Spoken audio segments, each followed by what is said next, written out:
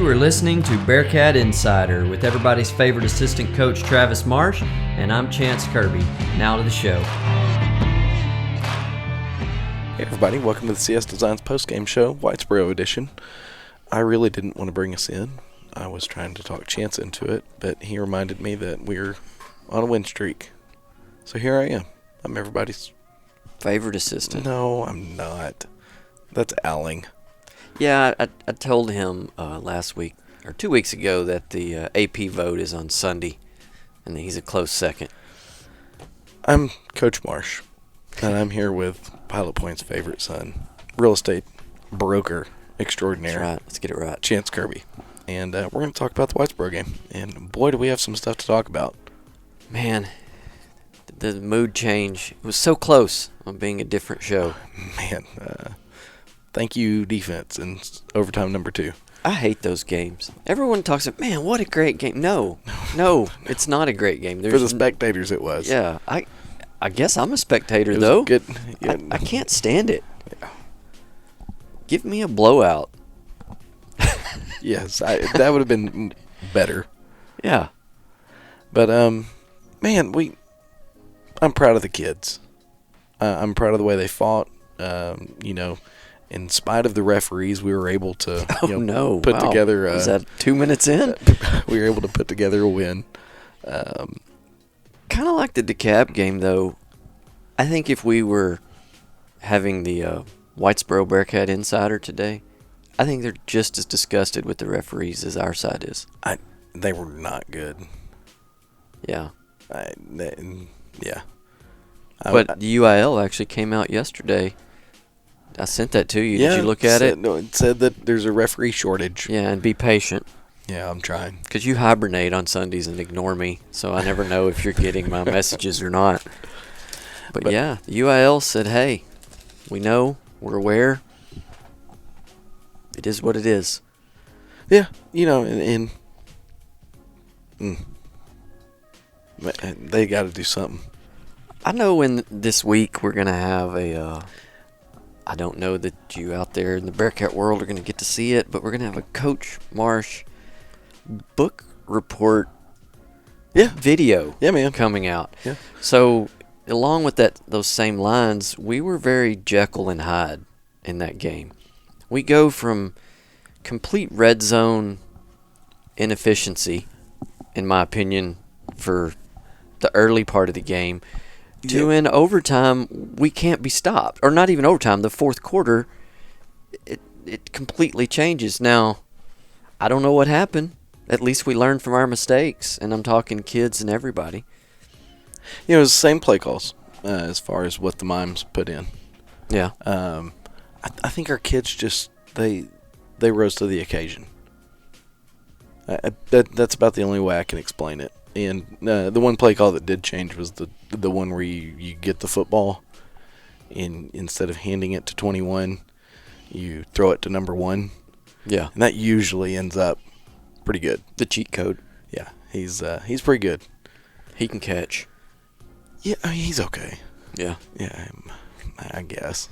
But, whenever you're over 500 yards receiving in a 3-game stretch, and Whitesboro should consider it a small victory, they kept him out of the end zone. Yeah. But clutch 2-point conversion, though. Boy, and 8 catches for, 100 and something, over 150 yards. Yeah. We did our thing. And so we're really, really proud of the kids. Now, I had a change of tune coming into this. All week long, I had been hanging this forum post over Ish's head. And for the 4 people in North Texas and the Twittersphere that actually have no idea what you're talking about, give a little backstory. It was just a Whitesboro fan kind of calling Ish out. And pretty directly and pretty disgustingly.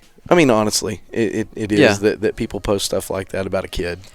Yeah, it was strange. It happened after Ish announced that University of Texas had made him an offer, and it was posted on the Orange Bloods site. And so in preparation of today, my mind was racing with all the ways that I could possibly call this guy out and this and that.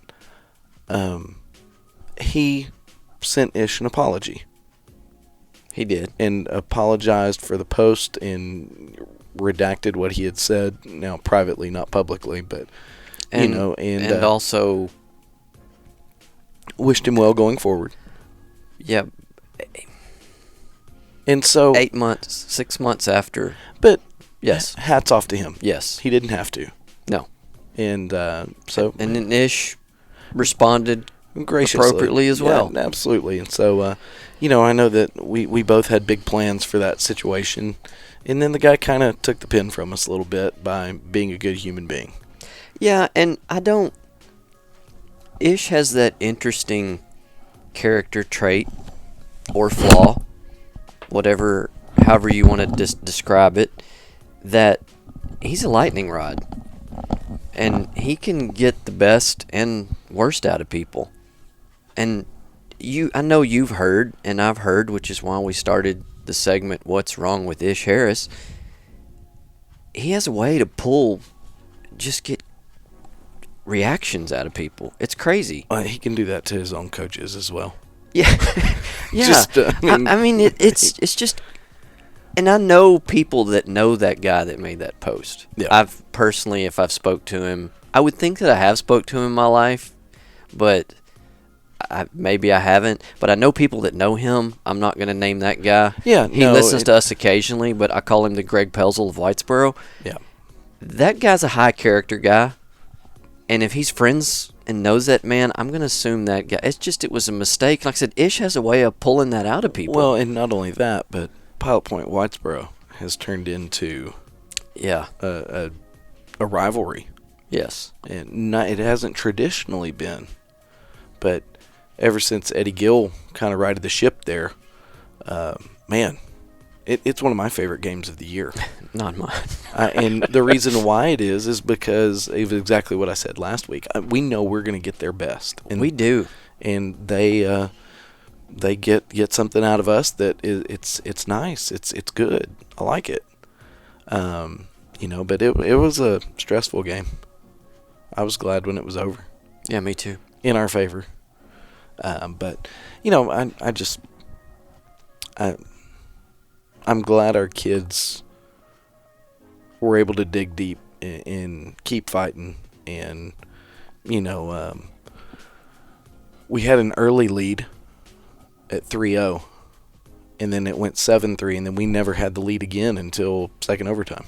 Correct. And so, it was nice to see him fight, and boy, mistakes were made. We did not play a very good game, and it was good to see them overcome that. Do you, even if it didn't work out, is that the kind of games you prefer going into the playoffs? Do you like those as a coach on Saturday? Obviously, you hate them on Friday. To have those kind of games, to prep you for those kind of games that you're going to run into in the playoffs, or would you rather just be rolling into the playoffs with blowouts and not have your kids to dial up things and react under pressure? It's going to be a two-part answer. I wouldn't expect anything less from you. And so, as far as results-based goes, yes, those are the types of games we want. Because we won. At the end of the day, we won. Yeah. And you want to go in winning. Process-based result, no, because we didn't play well. If we play really, really sharp and we win 52-0, it's just good that we're playing good football. But playing the way we played from the process of everything, no, I don't want any more of those games. We were lucky to win the game the way that we played. And so sometimes it's better to be lucky than it is to be good. The Whitesboro took advantage of a couple things, and they made some plays when they had to make some plays. They did. Ultimately, in the second overtime, our defensive line just took it over. I'm not one that I don't want to speculate on what the injury was or the seriousness of the injury or if it was an injury, but it seemed as though in the second overtime, Whitesboro's quarterback was a little hobbled. And, boy, the defensive line, it was like sharks with blood in the water. They were coming. Mm-hmm. And so it was nice to see that. But, we made the play ultimately when it mattered the most, meaning when we answered with the drive to tie the game, including a 2-point conversion, and then in the overtimes. You said, before we start breaking it down, you said it was the same play calls that you were miming in throughout. Mm-hmm. But in the overtime, they were making a tremendous difference. So, I don't know how to describe what I'm saying, but the results were different. So I don't understand what the results were different if the plays were the same. If you're... And you're going to have to understand this, and of course the people listening can't see that I'm playing the game in my head while I'm looking at the ceiling right now. Well, can I give you an example? When we were going right to left, yes, okay, late in the game, I guess it would have been the fourth quarter, the difference was the urgency that the kids played with, because the offensive line, same play call, offensive line opens up a gaping hole, Whitesboro linebacker feels like a madman, and Alex Puga destroys him, and Ish walks in. That same play call earlier, the hole wasn't as clear. The Whitesboro linebacker shot. Alex missed him and flattened Ish. Same play call, just our kids just, whenever it got to be gut check time, they rose to the occasion. The play I'm thinking of specifically that looked different to me, and I don't recall seeing it in the game, and maybe it's an option play. Maybe that's why I didn't see it. Yeah. The mesh play to Ish, which everyone in the building thought Ish was fixing to get his fourth score. Yeah. And everyone just goes down, and then Wyatt just pulls it back out, and I think I could have scored that one if I could have did bold. Such a fantastic fake like Wyatt did. You would have had to catch the snap too. Yeah, but I'm just saying. No, you're right. Whether that's an option and Wyatt made that decision or Kyle made that decision, what a great decision. Well, it's a play that we normally run. Yeah. Completely normal play. Yeah. It's a play that we like in that scenario. And what it was a fantastic call from Coach Peacock and a fantastic execution by the box. They did a great job. Yeah. And it ended up the way that we wanted it to end up. I mean, what y'all were selling, Whitesboro was buying. Yeah. No, and then, Ish is a fantastic short yardage back. He really does a good job. He converted on a couple of, whatever in shorts. He converted a huge 3rd and 4 for us early in the game. So he's going to demand a lot of attention near the goal line. And so I think Coach Peacock made a fantastic call, and we executed it well as a team. All right, well, let's listen to a commercial from CS Designs, and we come back. Let's go over the game. Really not going to have a lot to discuss as Travis eats a snack while we go to break. Are you looking to build that dream home or barn-dough? CS Designs offers a complete range of design services. CS Designs products range from general drawing services to commercial and residential blueprints, as well as 3D renderings and virtual reality walkthroughs. Let Cole Stewart and the CS Design team design you a beautiful progressive home or building that translates your ideas into an outstanding reality. Visit their website at csdesignstx.com or give them a call at 940-365-4048. Okay, thank you, CS Designs. Like we said, going to break. We're going to come back and kind of go over the touchdown plays and how it worked out specifically. So the first quarter, I thought we started off pretty good. And then everybody figured each other out and we ground to a halt. Yeah, I mean, offensively, we never want to drive to end with a field goal, which is how we go up 3-0. Yes.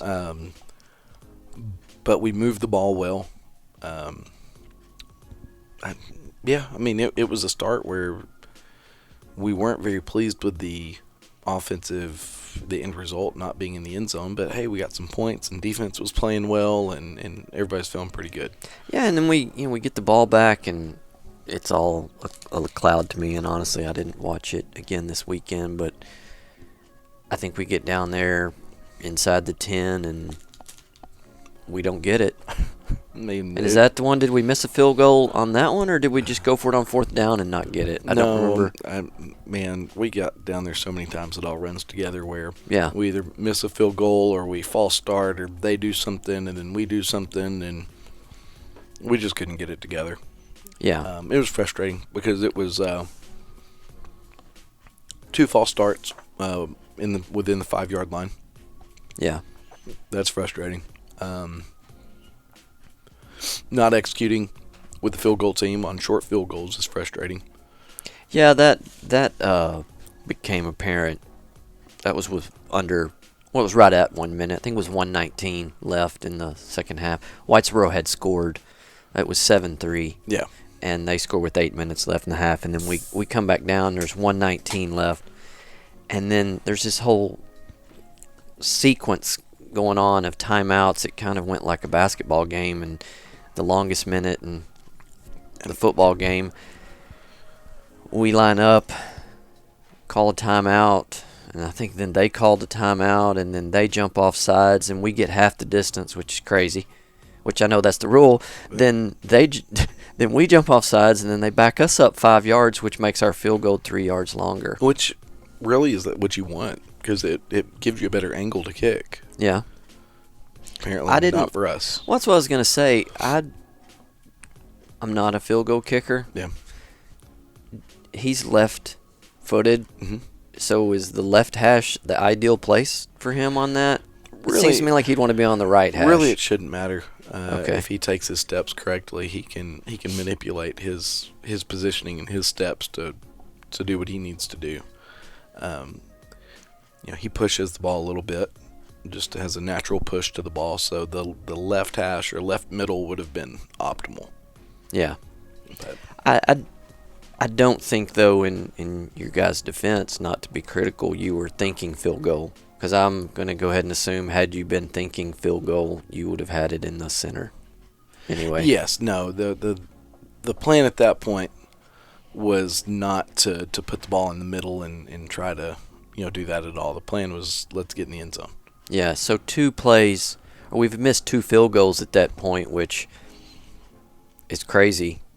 That would come back to be such a huge player. Yeah, and the man. I was about to say the referees, but some of it wasn't judgment calls. There were plenty of bad calls, but penalties took, I do believe, 18 points off the board for us. 2 field goals that we would have made. And then 2 touchdowns. And like it said, that's not the referees. I mean, a false start's a false start. Mm-hmm. You can't, negate that or anything like that. But, that hurts. That you can't have penalties that take points off the board. That kills you. And so we have to be more disciplined in those, pressure moments. So we end up 7-3 at half. We go in. Am I going to have to ask the question, or are you just going to go ahead and answer it before I ask? Did you chew anyone out at halftime? Was it calm? It wasn't exactly calm. Because it seems like there was a lot of, like you said, points left. It wasn't calm. It was productively intense, if that makes sense. I mean, and we knew we had to make adjustments. And there were a couple kids that needed to get some stuff straightened out, but it wasn't Friday Night Lights movie situation where the coaches are yelling and screaming. It wasn't Coach Gray, for those of you who remember. No, it was not Coach Gray. Okay. It was more of just man, we got to get this figured out. What can we do to put ourselves in a plus situation going forward? And then we need to get some things ironed out with kids, just small adjustments that they needed to make. But it was a lot more intense than a normal Bearcat halftime. Yeah. Yeah. Which, if you remember, the last time we played in Whitesboro, we were doing... It's one of my favorites. We were doing hitting drills in the field, so it was kind of low key for a Whitesboro halftime. Yeah, yeah. So the third quarter, we got another field goal, I think, think it's 14. This is terrible that how unprepared we are for our own show. But I don't make a note of field goals. But it was 14-6 with 11 minutes left in the fourth quarter. So we either kicked a field goal in the third or the fourth quarter. Oh, how sad. Anyway, let's get on to the touchdowns. Yeah. With the exception of Elias. That's what everybody loves to talk about. That's what anyone wants to talk about anyway. So we're trailing with 11 minutes left in the fourth quarter. It felt like an eternity. It did. It seemed like forever, and it's like, wow, we only need one touchdown. But we took it with 11:10 left in regulation on our own 31, drove 69 yards in 14 plays, chewed up 6 minutes. That makes me happy. Yes. Because if they get the ball back, I don't want them to have any time. I had to listen to your whole dissertation on the Cowboys yesterday. Yes, exactly. How Diggs should not have scored, how he should have took a knee. Took a knee at the 1. Yeah. As should have the New England receiver should have took a knee at the 1. Yeah. But they anyway, didn't. They didn't listen to Chance. They didn't listen to me. I'm gonna call Belichick tomorrow. Last week's show I'm bashing Saban. This week's show I'm bashing Belichick. So you and Kyle are in good company. You have this all figured out, Chance. I do. It's so easy. Golly, I chose the wrong career. Anyway. But maybe you can reach into a bag of tricks here and you got to pull something out. White's going to keep it. No, it's just going to get this one and burst into the end zone. No doubt about that one. Ish, 3-yard touchdown, and then, like I said, that clutch catch. Yeah. It's 14-14. And then, it's funny, like we're talking about the New England Patriots, I thought this when this happened Friday night, because this comes from running the clock for almost 20 years. This is why I think of this stuff. Whitesboro scored too quick. Next. No, they did. They scored way too quick. I mean, obviously, you just want to score. I mean, that's me. I'm not going to sit there and try to think about, oh, gosh, I don't want to get in the end zone. I mean, you're just thinking, I need to get in the end zone. But, boy, was I happy. And I texted my friends at Whitesboro when we scored. And I looked at the clock, and there's 2 minutes and something left. No, I'm like, 3:07. Was it? Okay, it was 3:07. Because I remember immediately, as soon as they hit pay dirt, yeah. I mean, my eyes just shot to the scoreboard. I said 3:07. That's an eternity. But it was 60 yards in 5 plays is what they went with the 20-yard touchdown pass. Yeah. And so they're up 21-14. The awkward call of the night was the fake field goal by them to end the first We're half. going to get to that, and I have a lot Okay. to talk about Sorry. on that. Let's go back. I have a lot to discuss when we get to that. So here we go. What all you coaches want and all social media managers. Game on the line, ball in our hands. What are you going to do? And then a team that can't score all night long. It's Jekyll and Hyde. So we get the ball on the 43, which I don't know why they didn't kick it deep either. It's like they tried to hit a guy and glance off a guy, and Curley caught it. That is completely something they do. In the film study that we had leading up to the game, they had done 8 surprise onside kicks, either by trying to roll it, trying to nail somebody with the ball in the front row. But that was definitely something they do. It was not out of character by them. Well, of all the people that catch it, it's Curly Brockman from Parts Unknown. Yes. So anyway, 35 seconds left. Ish gets another touchdown. Takes it out, hands it to Ish, and Ish is going to hop in the end zone for a touchdown. We drive down the field. Yeah. And then this is what I thought was interesting, too, about pressure in games. The guy that's missed field goals, which I never spoke to Elias. He'd probably tell you the field goals he missed are in his mind chip shots. Then he has to come out there and kick an intense extra point. Yeah, a little bit. Yeah, a little bit. And then nails it. Yeah, no big deal. Yeah, 21-21. And so we give then Whitesboro the ball back. I'm going to say it was about 20 seconds. 30, no more than 30. Yeah. They start driving down the field. It was very frightening. We gave them a pass interference call. Don't get me started. Well, you got to witness that whole spiel early in the game. Yeah. Between me and the back judge. Yeah. I don't trust their pass interference calls. When you were discussing it with them, they weren't even clear who's supposed to make the pass interference call. That's why I got so frustrated. Because Yeah. it's clearly, I mean, that's his call. Obviously, they had worked it out, though, by the time that this last drive went on, because they did call the pass interference call Yes. on that particular play. Yeah. So now you alluded to it, and I'm going to... They line up with their toe puncher, which made me happy, who's a very good toe punch kicker, by the way. Those things are straight Man, you can get some and fly. And you can get some distance out of a toe puncher, too. And they run the fake. This is what confused me. And I've asked you this before. And if you're going to call a fake in that situation, Just call an offensive play. yes, wouldn't you just call an offensive play? We talked about this at Plainview with the punt. Wouldn't it be better, especially the way the interference flags were flying in their favor, Yeah. to just try to score? Heave it up. And they were having good luck trying to score. Late breaking news. They had a 6'4" receiver on crew. Okay. This isn't a shot at crew. This is a shot at crew's height. Yeah. Why not? So, did y'all suspect a fake? No. But the minute that guy went in motion, I'm assuming all of y'all start, because it's funny, we talked about last week, do the kids ever listen to anything y'all yell from the sidelines? When that guy went in motion, did you start screaming fake? No. That It all happened so fast that, I mean, what can we do? What a great heads-up play Our kids just... by the freshman. The guy that you would not expect just because of his age to be Right there. to be right there all over it. Yeah.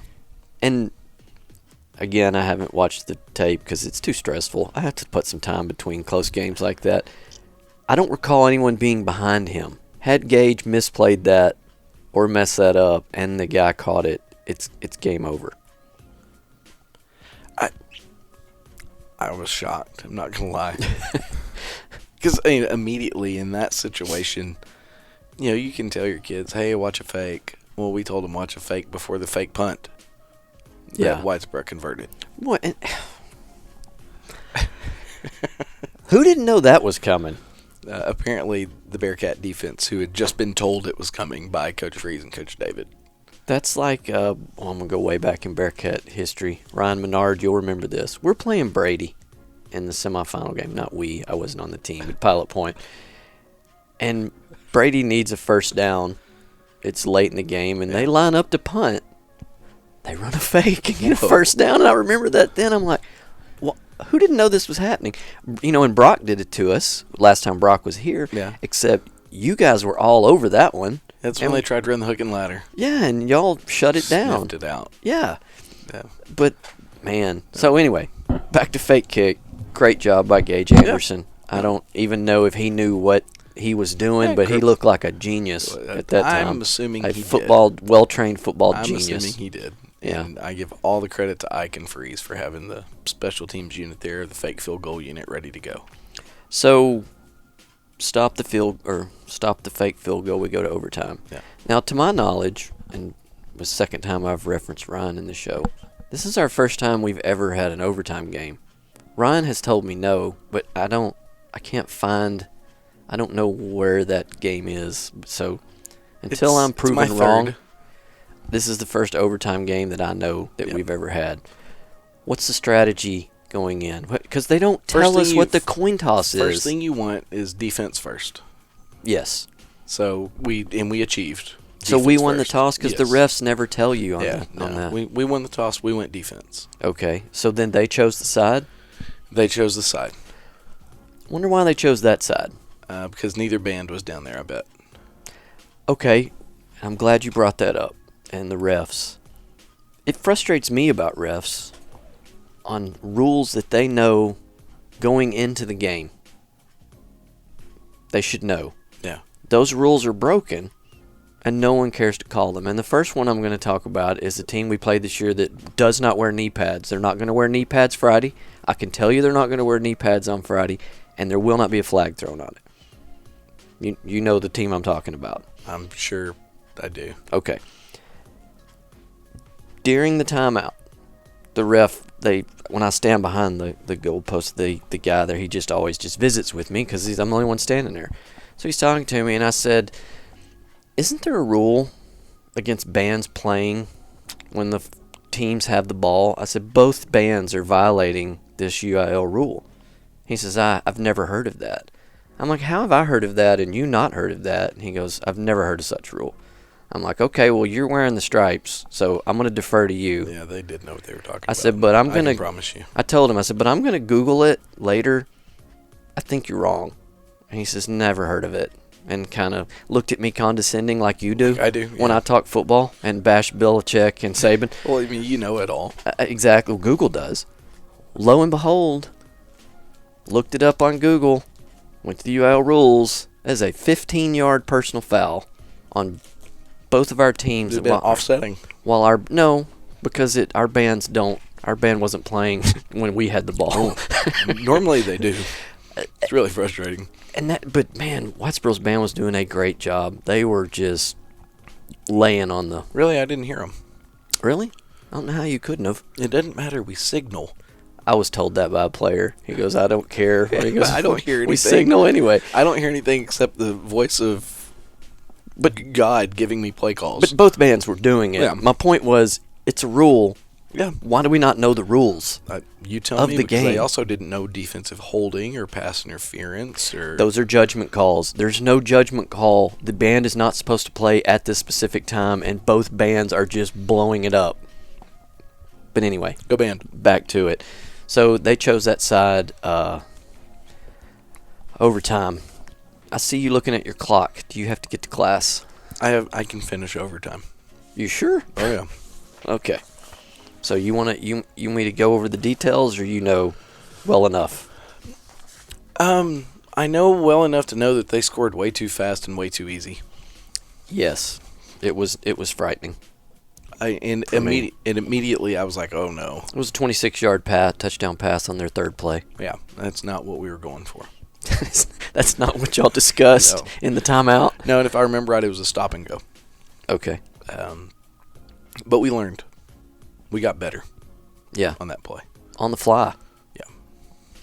So then we get the ball, and then they kick their extra point, so we have to score a touchdown, get an extra point to take it to the next overtime, or we can go for two. Well, and I will say that the cheat code was really upset that we didn't just give him the ball and win the game right there.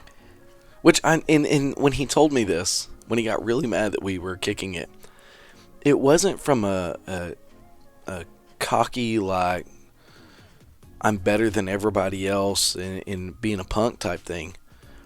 He's just so with it right now, and he's so good right now that that's just his belief, is just, if you will just throw the ball up amongst all 11 of those guys, I mean, I'm going to come down with it. I texted my buddy from Whitesboro when we had the 3 minutes left, and I said I cheat code this all the way down the field with him catching it and pass interference all the way to the end zone. And they tried triple covering him. That didn't work. And he converted on a 3rd and 17. I mean, they really did have 3 people on. He's unreal. And Wyatt's doing such a good job getting the ball to him. The offensive line is giving Wyatt enough time. They figured out how to putt it where only he can catch it. Yeah, I don't know if it's unreal. Yeah, they've dialed it up. Now, if only Wyatt could figure out how to putt it, I'm not blaming Wyatt. If the Wyatt and the other receivers could work it out on where the perfect placement is for them to catch it, we'd be on to something. Not in their hands, apparently. Boy. We go down, we answer. We kick the field goal, and we're ready to go 28-28. We're moving to the second overtime. It was an 5-yard touchdown, by the way. Yeah. Wyatt sits in the shotgun. What you know about it? Hand off Ish Harris. Ish Harris jumped over the line, and he's in for a touchdown. Yes, a good 5-yard touchdown. Tough run. Yeah. Liked it. I told the guy running the camera for Whitesboro, I'm like, this extra point makes me more nervous than anything that's going on right now. The higher percentage might have been to throw it to Aiden. You know, there's just so much. The snap, the hold. Oh, yeah. Boy. But it's a lot of moving parts. But we make it. We do. And then we go to the second overtime, which we have to flip possessions now. Now we go first. Can I stop you? Oh, my gosh. Go. Was there ever any discussion of trying to win it right there with the two? Okay. None. All right. Coach David, we're tying the game up right now. We're going to keep We're just going to try to outlast them. Yeah. Okay. And then, but the next round, you have to go for 2 anyway. Yes. So we get the ball. And I'm trying to remember. This is Wyatt running it in. Smith, 13 yards on first down. Anderson, 8 yards. Then Smith, final 4 yards on a TD zone read. Snap. Ish Harris. No, Wiseman keeps it on target. Touchdown, Pilot Point. Then we have to go for 2. And we don't convert it. Okay. We'll leave it at that. That's about the only thing positive, that halfway positive that can come out of my mouth is that we don't convert it. Okay. Great play call. Okay. I don't know that Coach Bearcat could have made a better play call, just to put it out there. And then talk about nerves. Yeah, because Whitesboro has a window open now. Yeah, I mean they have the.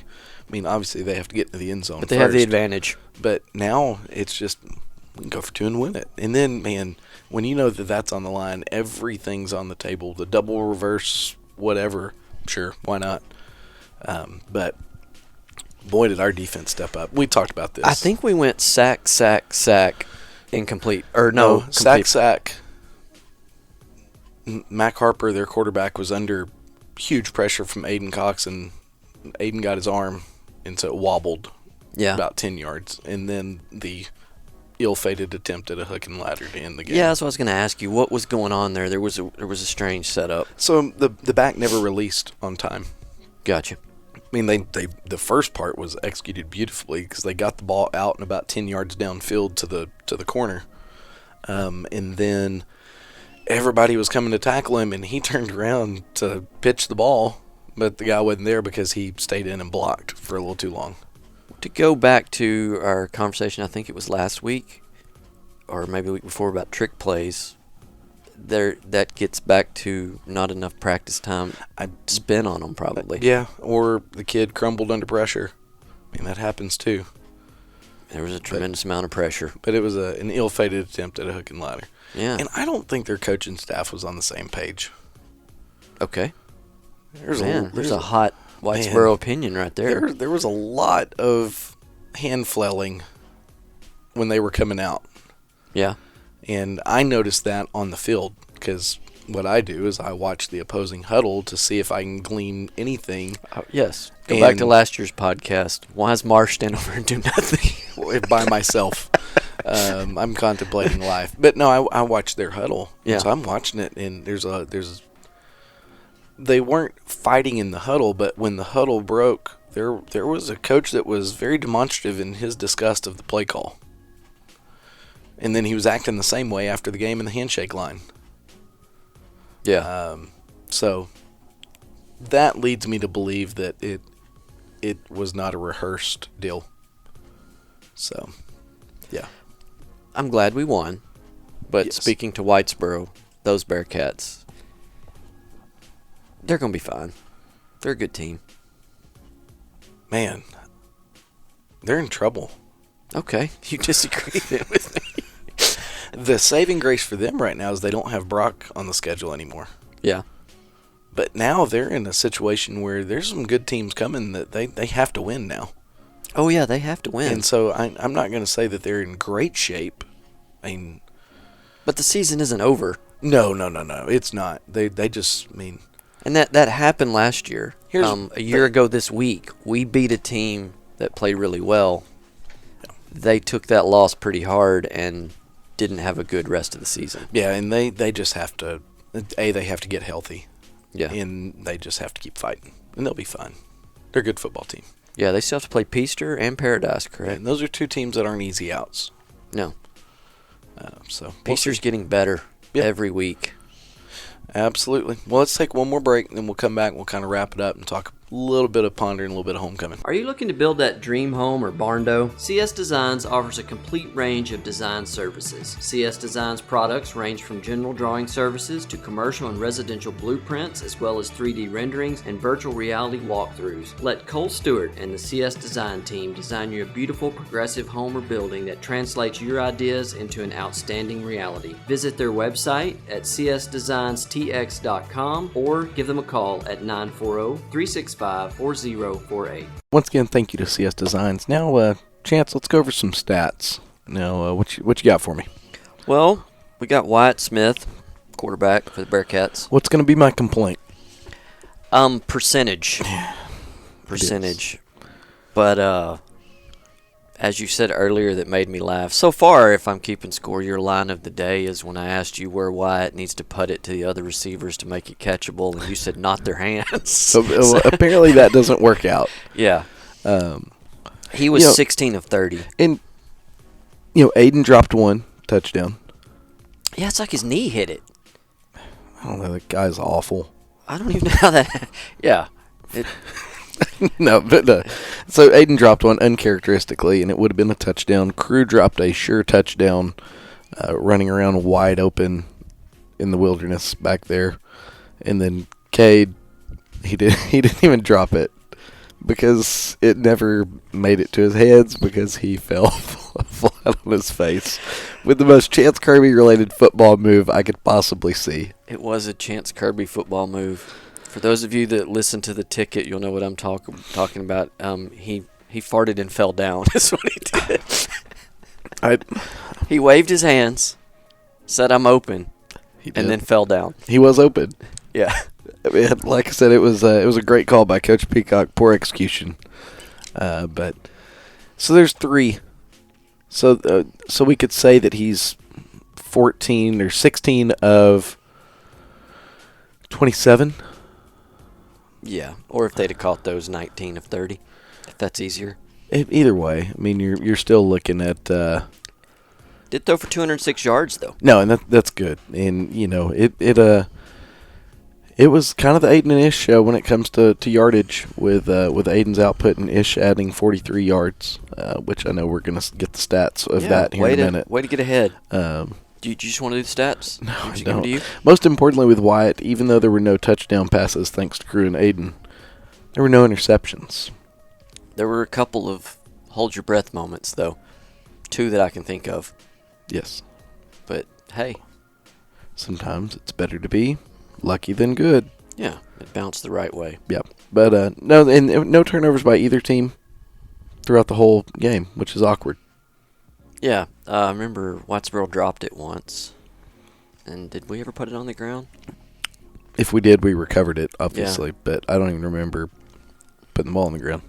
Thank goodness we did not. Which, as high-pressured as that game was, that's pretty impressive on both sides as well. Absolutely. For neither one of those quarterbacks to throw an interception with as much as both teams threw it in as high-pressure have to make a play as it got. Yeah. Very impressive. Rushing, the lightning rod with no heart, no try, and not physical. Yeah. 21 carries, 91 yards, longest of 26, and 3 TDs. He just had a workman effort in that game. Well, he didn't. He never really had room. Yeah. Not that it was bad blocking by the line, because you're averaging almost 5 yards a carry. Well, they no doubt keyed on him. That was their first look. So if he got the ball, he ran into a packed box, and he and the line made it work, and they made it work well. I mean, not that it's the output we wanted. I would rather have had 21 carries for 190 yards, but I'll take 91, and the three scores is the big one. I'm not the football genius you are. I don't know. You've been laying it on Saban and Belichick the last 2 weeks. Yeah, I was impressed with number 7 for Whitesboro, and it appeared from where I was standing that his assignment was to find Ish and hit Ish. He's a good linebacker. He was very good. I don't know, like I said, you may know his name, but Number 7. Middle linebacker, number 7. Number 7 was playing some ball. Until Puga KO'd him. And to go way back, throwback, he didn't have a neck roll, but he definitely had something that made you think of a neck. It's a cowboy collar. Yeah, I like it. That's good stuff for the middle linebacker to wear. What he really needed, though, like was Rocky Jones. One of those big, restrictor plates. That would have really finished off the look. But, yeah, he was kind of a throwback kid. Yeah, I liked him. I was impressed. The most important or the most unnoticed but big yards was Wyatt with 62 yards. Yeah. I mean, every time it seemed like he took off and ran, It was chunks. we needed those yards. We had to have them. The double OT one was huge. Yeah. Starting it off, I think with a 14-yard carry to start overtime, second overtime, when the pressure's on us because we're on offense first. It was big. Speaking of football geniuses, I listened to the cast yesterday, or most of it, and John was calling the Wyatt keeper early. Every snap, John's like, fake it to Ish, and Wyatt needs to go around the side. Maybe Kyle hurt him. Maybe. I mean, they were in the ballpark together. Yeah. He probably heard Ryan. Ryan was really excited. It was fun. Good. Gage had 9 carries for 24 yards. All big carries as well, especially in that overtime. He had a big run. Yeah, and, that's not the output that Gage is accustomed to.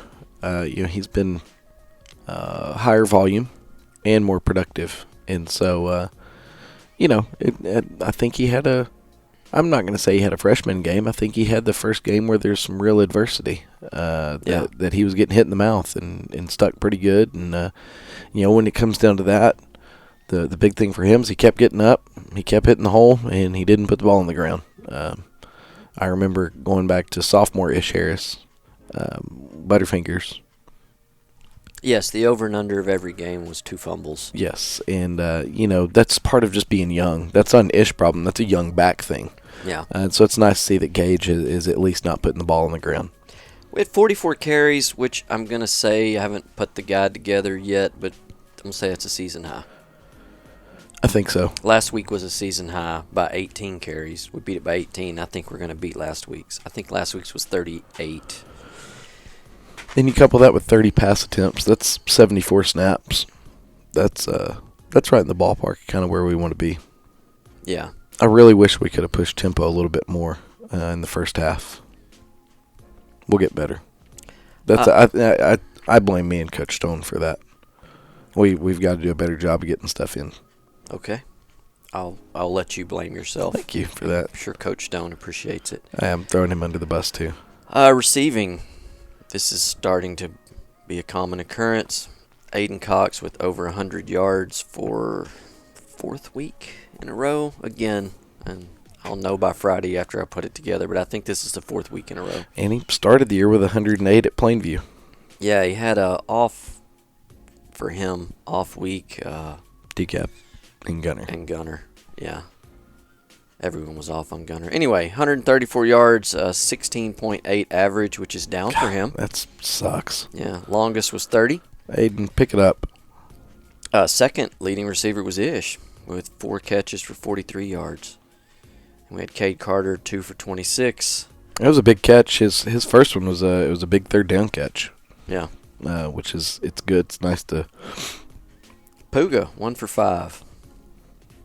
And then I tell you what though, every well. time Puga touches the ball, it's an exciting 5 yards.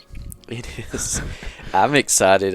Is he going to catch it after he catches it? I was talking to Aston, do? and I'm sorry you guys can't see me acting. I like Puga's route running because it's like this. Yes, he's running with his hands open the whole time. And his arms are stiff, which yes. I'm not the guy to tell someone how to catch it, but it's like he's Superman and wanting to take off and just fly. Well, and that's not very sound running for him. I feel like he could run faster if he would put his arms down. It's so exciting though. It is. It's kind of hold your breath a little bit. It is. Tackles, which, no surprise, it's Curly at the top of the list again, but our leading tackler only had 7 tackles. Okay. Which is low to me. Well, it depends on what are the 2, 3, and 4. Number 2 is Gage Anderson.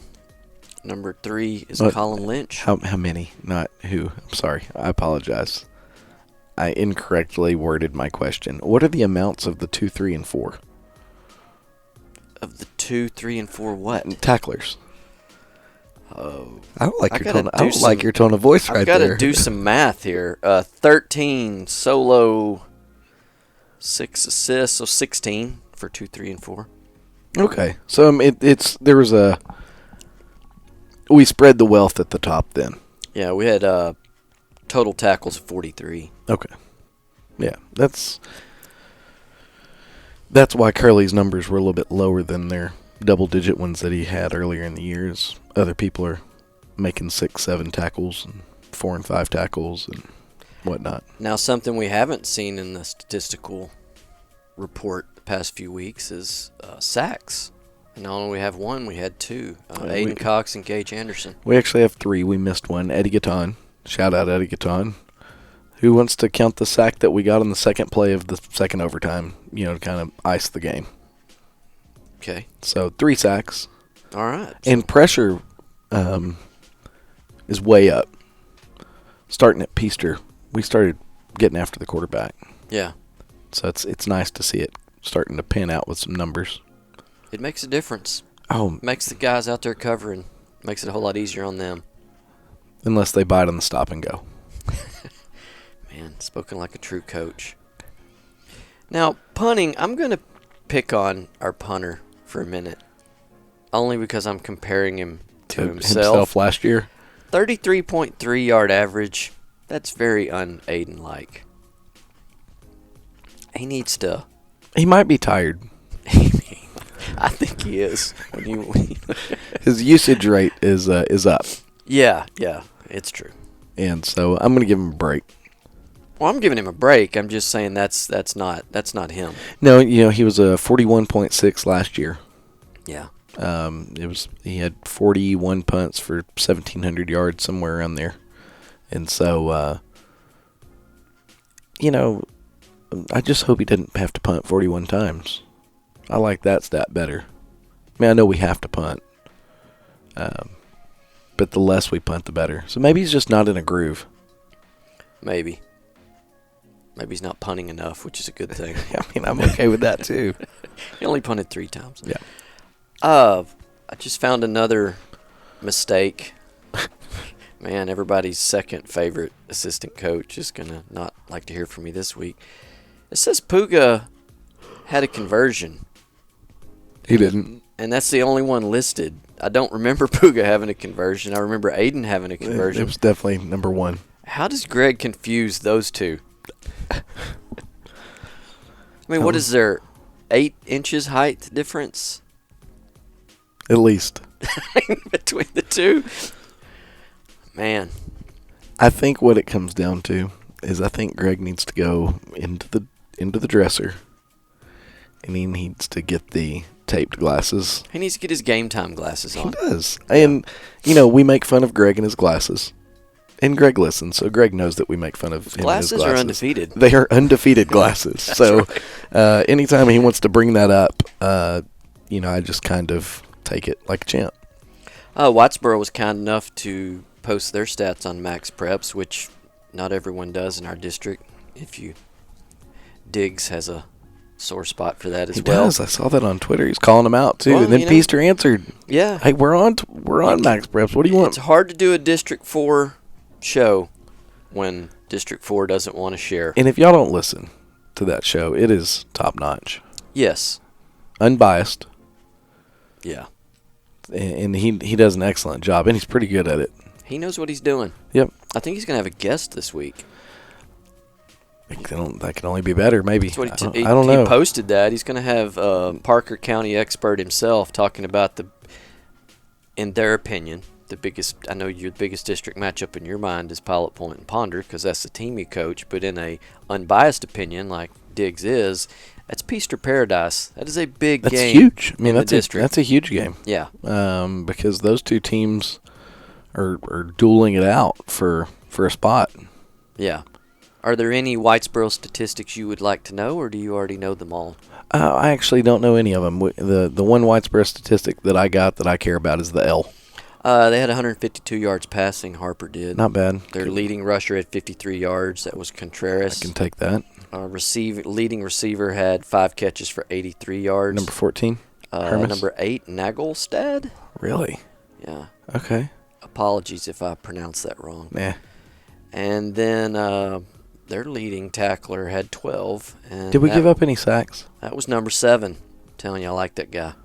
Guy's a junior, too, so we get to see him next year. Perfect. They had 2 sacks. 34 had one, and 62 had one. Yes, I can remember them now. Yeah. So that's it for the stat sheet. Yeah, and like we've already previously said, the biggest thing is the kids playing hard through adversity and finishing the game. I feel like the score was way closer than it should have been, especially if you look at team stats. The 25 first downs to, I think, 10 or 11 first downs by them. Whitesboro's good at that, though. Look at the stats from last year's game. Didn't we hold them to like 47 or 48 total yards last year? No. That wasn't the game? No. There was something. There was a weird stat anomaly, I'm telling you, when we played them last year. Yeah, no, I know they had the defensive touchdown. Yeah.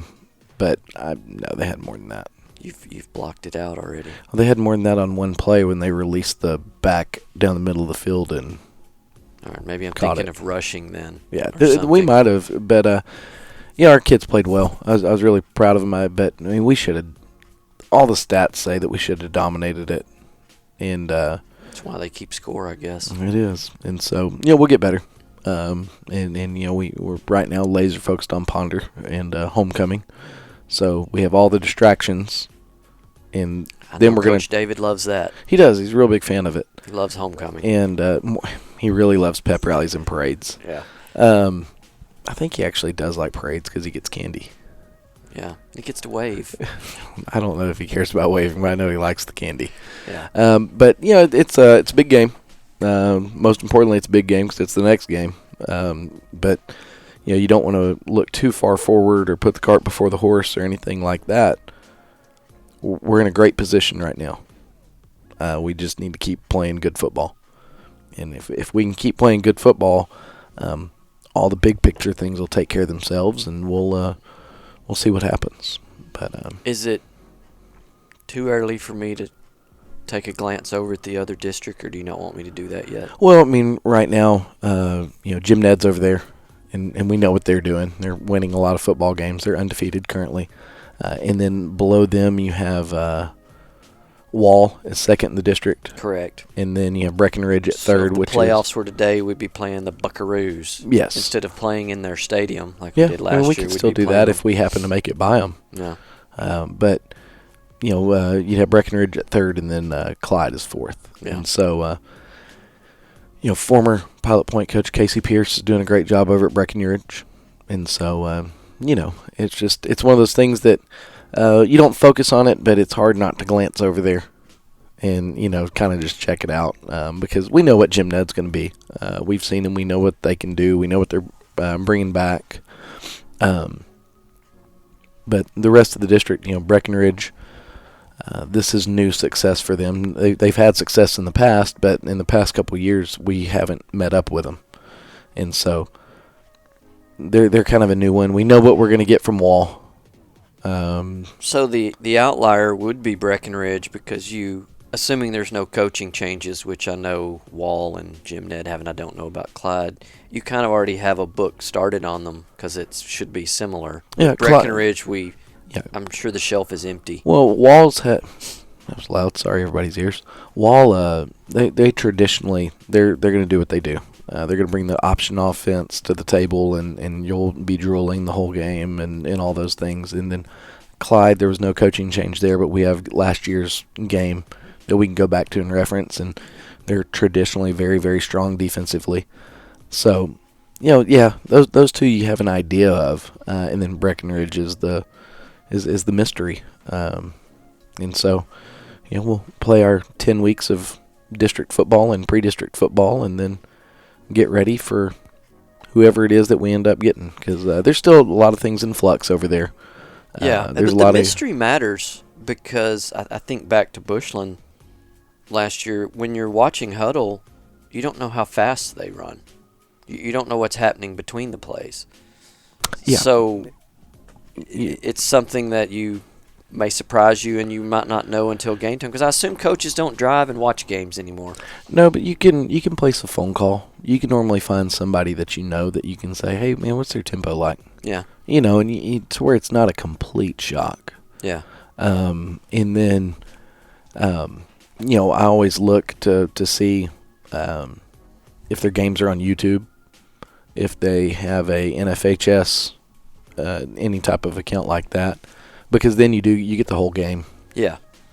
So you can figure stuff like that out. But speaking of wholesale changes, this Ponder is not the last Ponder offense, is it? They've changed. New coach, new offense. yes, new coach, new offense, and we're not going to step all over Ryan and John's post game show, but it's a Ponder team that's getting better every week.